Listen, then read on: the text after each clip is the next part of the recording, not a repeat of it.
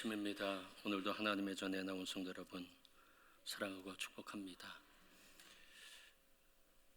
어제 장로님들 교육이 있어서 제가 그곳에 다녀왔는데 어떤 목사님이 그렇게 말씀하시더라고요.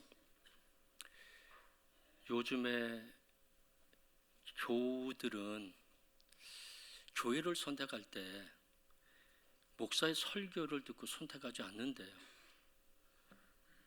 그럼 뭘 보고 선택하느냐 그랬더니 찬양 대 찬양을 듣고 선택한대요. 어제 그런 이야기를 제가 들었습니다. 그래서 참 희소식이다 그렇게 생각했습니다. 왜냐하면 내가 좀 설교를 못해도 되고요, 또 우리 찬양대는 너무 잘하기 때문에. 아멘. 예, 감사합니다. 그래서 아마 찬양대 더 열심히 할 것 같아요. 그래서 아마 많은 분들이 찬양대 그 찬양을 듣고 정말 하나님 만났으면 좋겠습니다. 목사의 설교도 중요하지만 찬양대의 찬양, 하나님께 올려드리는 거 너무 소중합니다. 그래서 이 모든 것이 앞에 서서 우리 하나님께 영광이 되었으면 합니다. 인간에게는 4가지의 중요한 만남이 있다고 합니다. 출생을 통한 부모님과의 만남, 첫 번째죠. 두 번째 만남은 우리에게 가르침을 주는 스승과의 만남이 있고요. 세 번째는 길을 함께 가는 친구나 배우자와의 만남. 네 번째는 삶을 역전시킬 수 있는 능력을 주시는 하나님과의 만남. 이 4가지의 만남이 인생에게 굉장히 중요하다라고 얘기합니다. 왜냐하면 인간은 관계적 동물이거든요. 만남을 통해서 그의 삶이 결정되어진다는 겁니다. 어떤 부모님을 만나느냐 너무너무 중요하죠. 어떤 스승을 만나느냐, 어떤 배우자를 만나느냐, 그것이 중요합니다. 그러나 그것보다 더 중요한 것은 하나님과의 만남입니다. 인간과의 만남은 상대적 만남이라고 할 수 있습니다. 그러나 하나님과의 만남은 절대적 만남이고요, 초월자와의 만남이고요, 신비적 만남입니다. 혹시 첫 번째 만남, 두 번째 만남, 세 번째 만남이 나에게 별로 도움이 되지 않고 오히려 힘들고 어렵고 고달팠고 오히려 그것 때문에 너무너무 아파했다고 할지라도 그래도 하나님과의 만남이 있으면 그 모든 것을 이길 수 있다는 것입니다.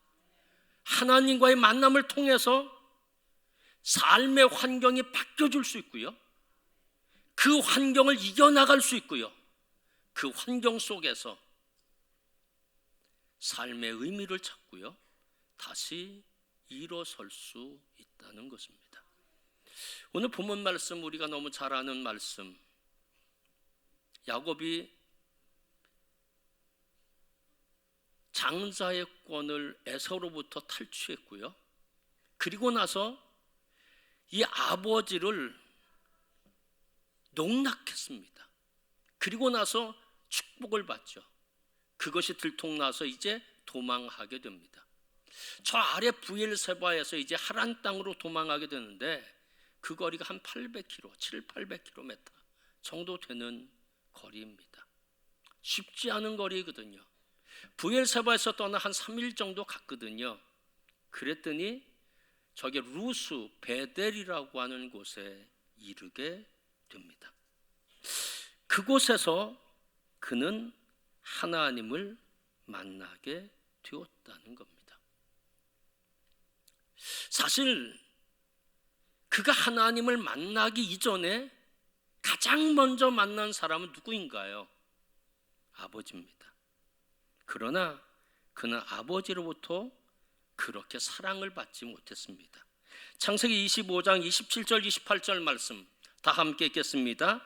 그 아이들이 장성함에 에서는 익숙한 사냥꾼이었으므로 들 사람이 되고 야곱은 조용한 사람이었으므로 장막에 거주하니 이삭은 에서가 사냥한 고기를 좋아하므로 그를 사랑하고. 에서는요 아주 호탕한 사람입니다. 성격도 쾌활한 사람입니다. 사냥을 좋아했던 사람이에요.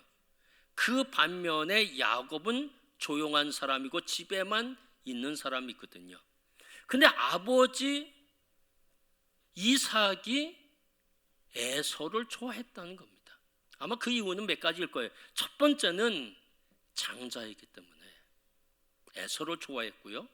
두 번째 이유는 사냥을 나가면 꼭 고기를 잡아서 음식을 만들어서 아버지를 잘 대접해 줍니다.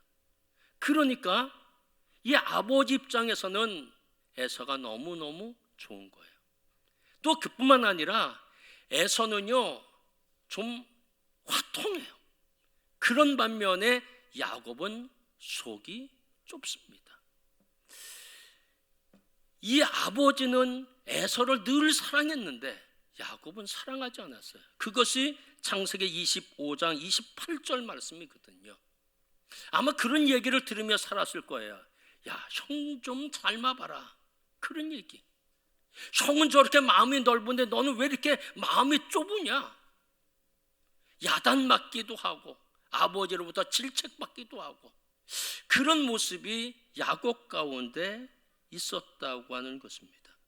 결국 그 야곱은 아버지 이삭을 통해서 하나님을 보게 됩니다. 하나님은 어떤 분일까? 우리 아버지 같은 분. 그래서 차가운 분, 나를 질책하실 분, 뭔가 내가 잘못하면 회초리를 들 분, 그렇게 바로 생각을 합니다.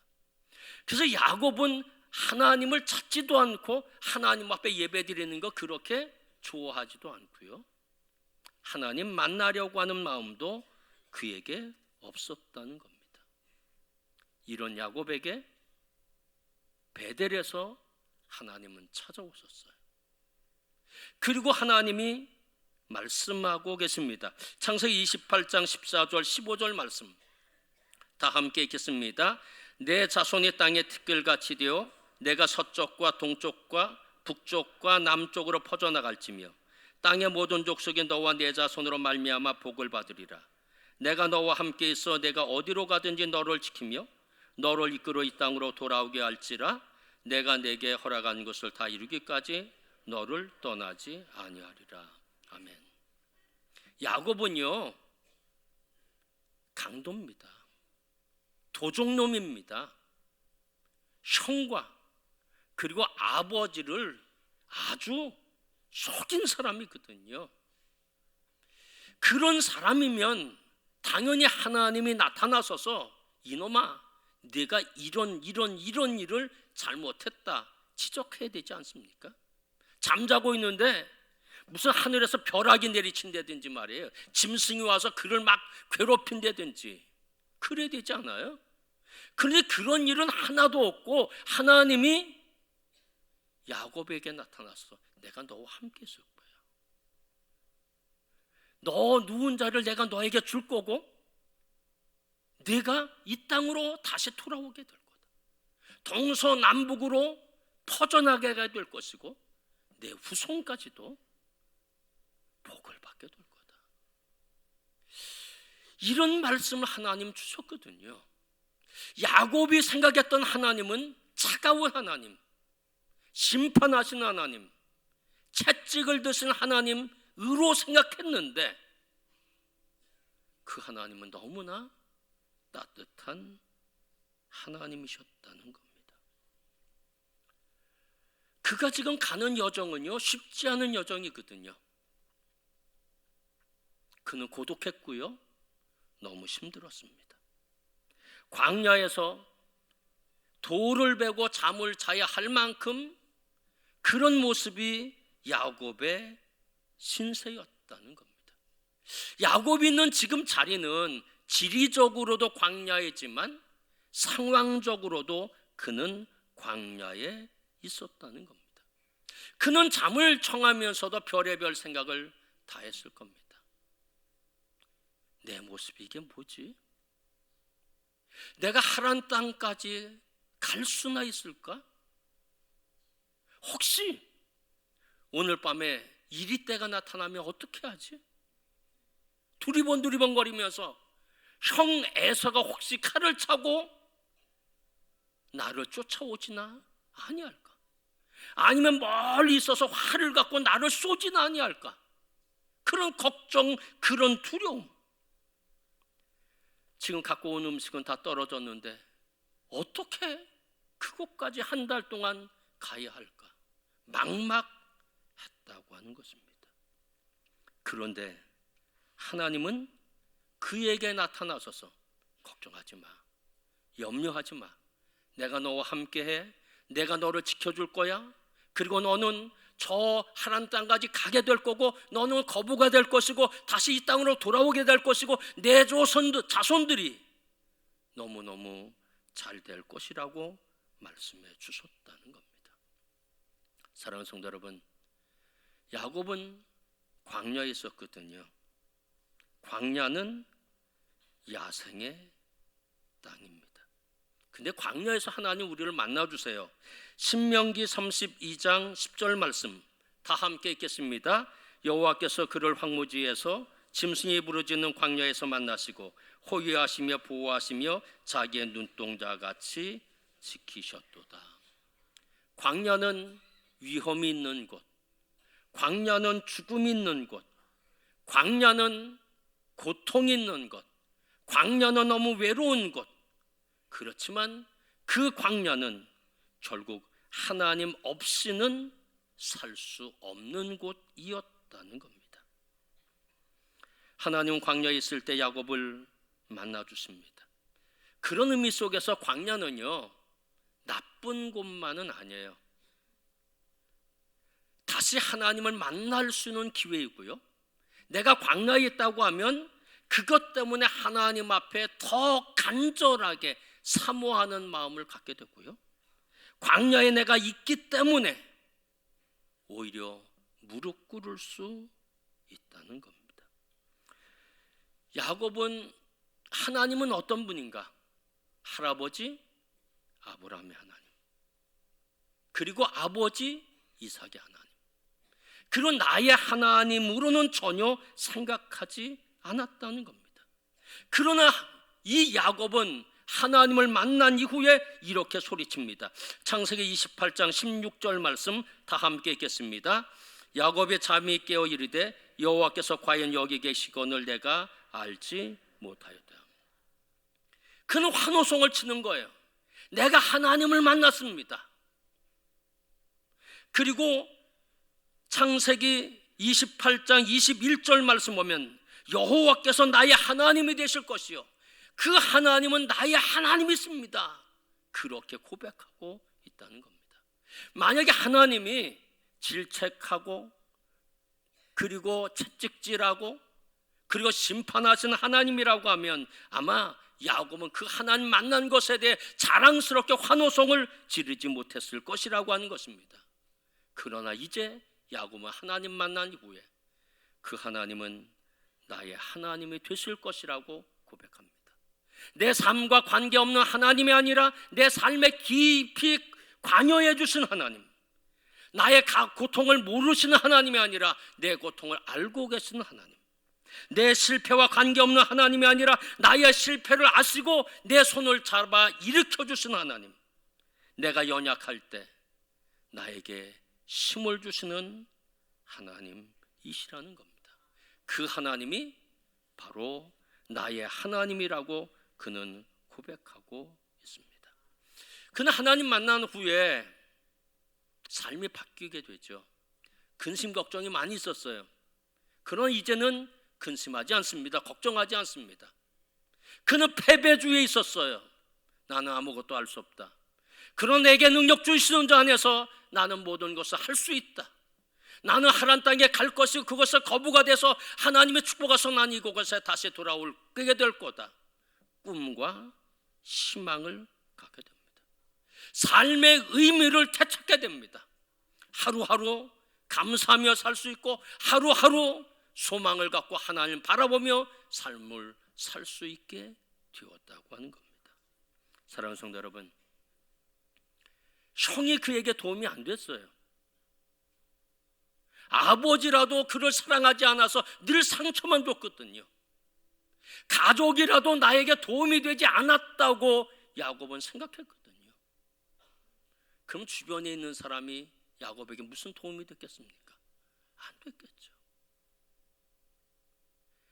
첫 번째 만남, 두 번째 만남, 세 번째 만남, 그 모든 것이 내 삶에 힘들게 하고 얽히고 설키는 문제가 와진다고 할지라도 네 번째 만남, 하나님과의 만남은 부모님과의 만남, 배우자의 만남, 아니면 스승과의 만남, 이 모든 곳에서 얽혀있던 것들을 풀어나가게 하신다고 하는 것입니다. 사랑하는 성도 여러분, 과거의 야곱은 하나님 없이 살았지만 지금의 야곱은 하나님과 함께 살게 됩니다. 그는 자신의 삶을 전적으로 하나님 앞에 드립니다. 창세기 28장 18절 말씀 다 함께 읽겠습니다. 야곱이 아침에 일찍 일어나 베개로 삼았던 돌을 가져다가 기둥으로 세우고 그 위에 기름을 붓고, 기름을 부었다고 하는 의미는 두 가지입니다. 첫 번째, 나 자신을 하나님 앞에 드립니다 라고 하는 의미이고요, 두 번째 의미는 하나님 앞에 내 삶을 맡겨버렸습니다. 그런 의미가 있습니다. 기름은 여행객에게서는 굉장히 소중한 거거든요. 짐승에게 물리면 그거 바를 수 있고요, 길을 가다가 음식이 떨어지면 기름을 통해서 바꾸어서 식량을 조달할 수 있는 거거든요. 근데 그걸 몽땅 쏟아서 드렸습니다. 하나님 앞에 자신을 완전히 맡겼다는 겁니다.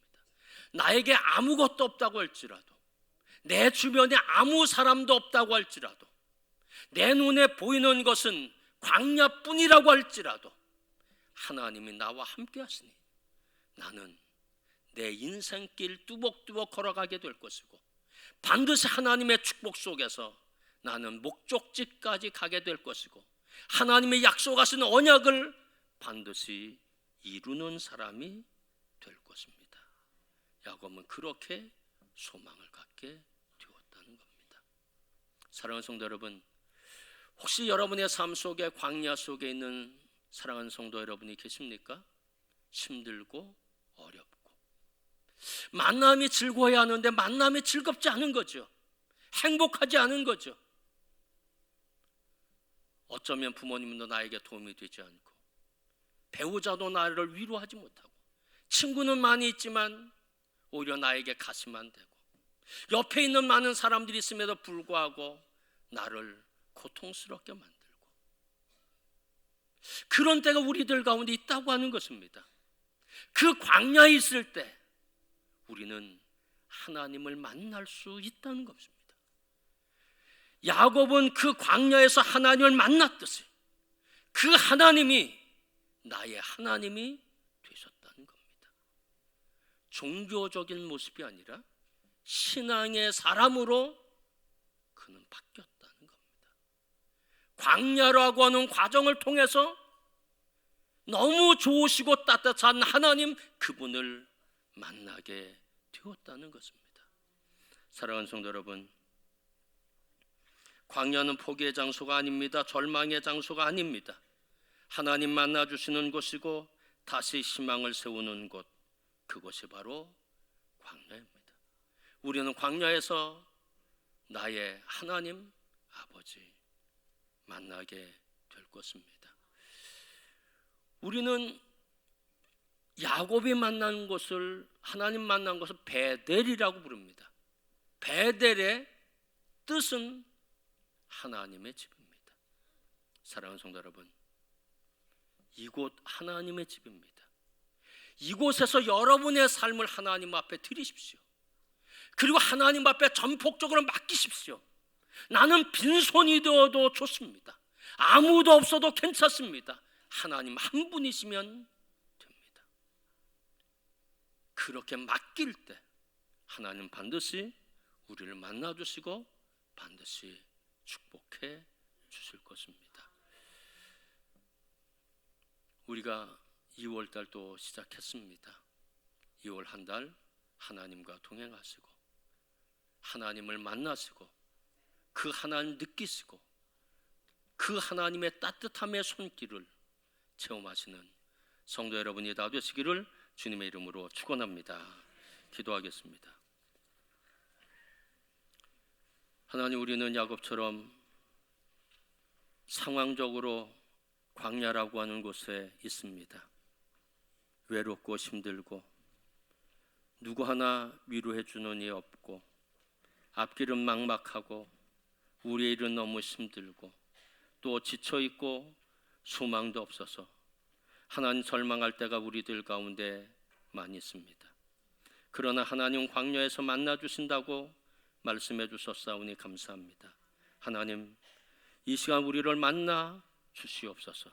세상의 어떤 사람도 나에게 도움이 되지 아니할 때 하나님은 그 모든 삶에 얽히고 설켰던 것들을 풀어내시며 하나님 만날 때 그 모든 상황을 우리는 극복할 수 있으며 하나님 만날 때 그 상황을 역전시킬 수 있다고 하는 사실을 깨닫게 도와주시고 그것 때문에 다시 한번 소망을 갖는 사랑하는 성도들 되어지도록 은혜를 베풀어 주시옵소서. 하나님, 여기 머리 숙인 야곱들을 하나님 축복하여 주시옵소서. 여기 있는 야곱이 베델의 야곱이 되게 도와 주시옵소서. 그래서 하나님, 저들의 삶에 새로운 소망과 역전이 있도록 축복하여 주시옵소서. 예수 그리스도의 이름으로 감사하며 기도하였습니다. 아멘.